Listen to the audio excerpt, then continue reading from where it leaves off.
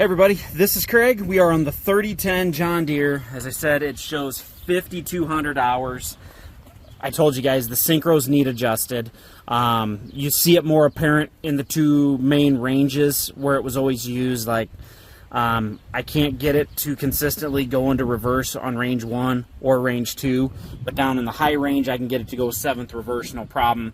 Like I said, it needs the Syncros gone through. Other than that, you're going to hear this thing sounds really good. Tighten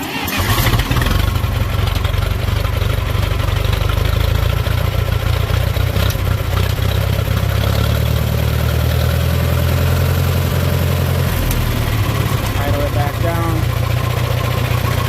So as you can see, the 3-point works. 3-point works the way it should. I have the blade hooked to that remote. Show that the remotes work absolutely good the way it should. No leaks, no dripping or anything. We're going to engage the PTO there. PTO's working absolutely good. Steer pin must be intact. Prove it works because the motor goes up and down. Sorry, better pull the right lever. Shows you that the PTO pump is working. Motor goes up and down.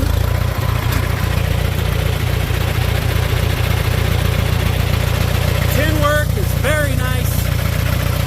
This thing's ready for a paint job if you wanted to restore it. The side panels are all straight. The screens aren't all busted up like a lot of them are. Got all your decal panels. Your fenders are in good shape. Brand new or like new rubber on the rears. Other fenders in good shape. The seat needs shined up, but it is tear free. Very nice. Take you down again. Like I said, tires are in very good condition, all kinds of tread. Side panels are all there. Has the Walker front end, showing a little weather in here, but a lot of tread left. A little bit of patch job was done on the nose cone there.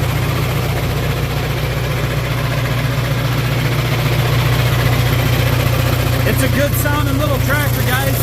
3010 is a really handy size for the acreage.